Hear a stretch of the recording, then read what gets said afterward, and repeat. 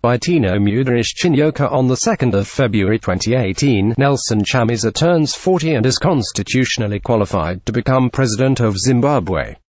Many will no doubt be celebrating this milestone with him, Nelson Chamisa and Tino Chinyoka. However, events over the last few days have demonstrated a big gap between legal maturity and actual maturity. In fact, if there ever was a time to conclude that children should never be trusted with the presidency, see Macron and his "Africans breed too many children" comments. That would be now. Addressing a group of loyal and expectant supporters in Monterrey recently, Nelson Chamisa claimed that the United States President Donald Trump had promised him and BITI that as soon as they win our coming elections, the United States would give the MDC government $15 billion to help rebuild our economy. First, is this true? The short answer is, not likely. The United States Embassy has come out with a statement to say that this claim is false. Like any other government on this planet, they do not offer money to some random people or political parties.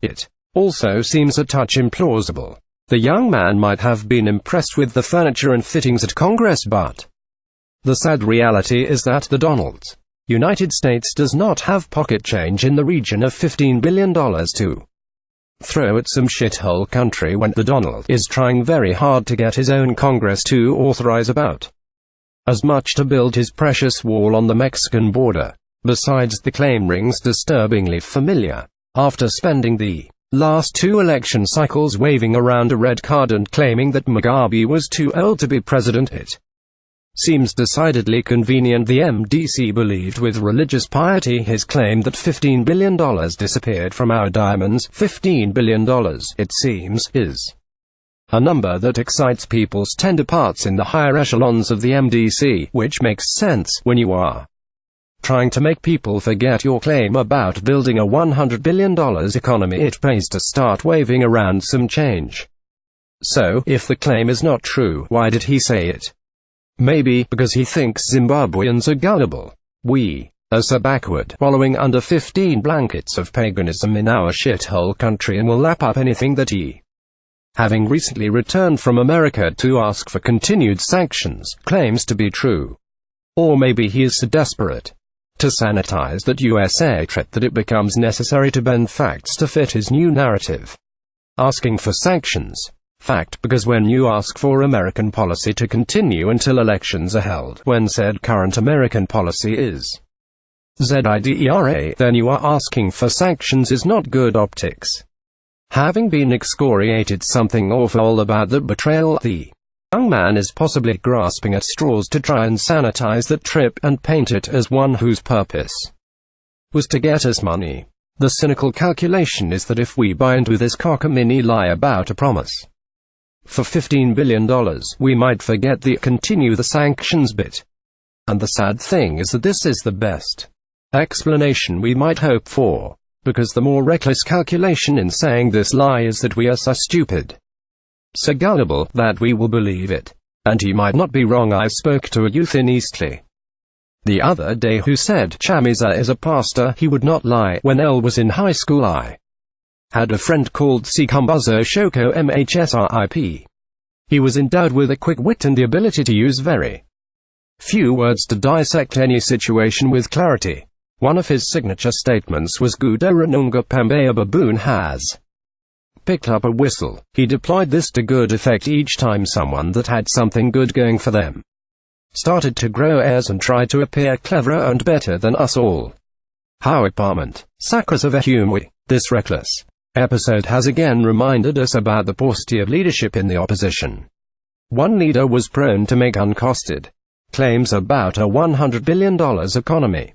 Now the one stepping forward is barely out of his crib and already spewing lies. But worse, making such a claim was such an immature stunt that it brings to the fore the question about the position of youths in our politics. True, there are 20-something-year-olds in our country that would have known that even if Trump had promised them 15 bins, you don't go around some shithole town telling people about it, because that makes him look bad to the governments of other shithole countries in Africa. But the sheer recklessness of The inability to see that Jawaniya had Zivukanugwe Pavan, who is indicative of the dangerous immaturity Yegudaranunga Pembe. It was inevitable that once the story was out there, the American embassy would pick it up. It was inevitable that, once the American embassy picked up the story, they would have to respond.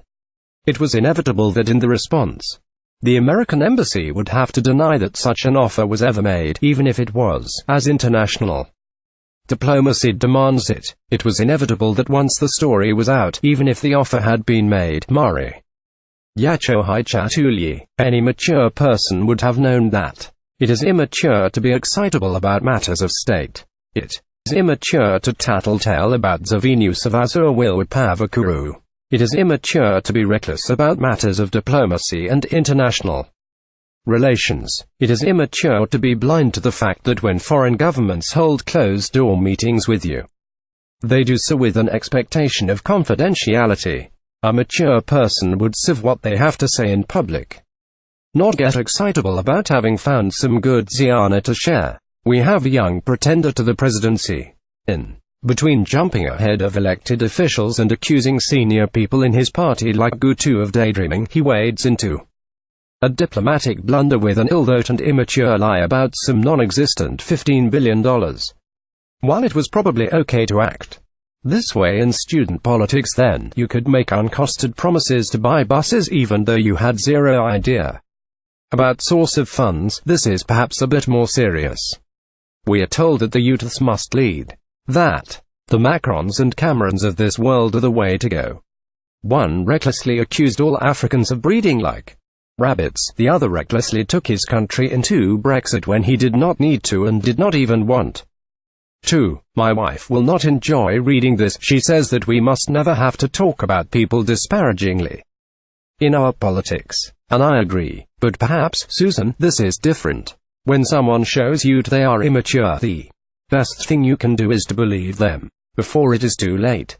Before entrusting the collective destinies of all circa 15 million of us Kumunu Achirik Ubudamu Kakapamino, we need to look at this episode and say, this right here is why children should not lead grown-ups. This right here is why this youth must not yet be offered for election as president, if ever.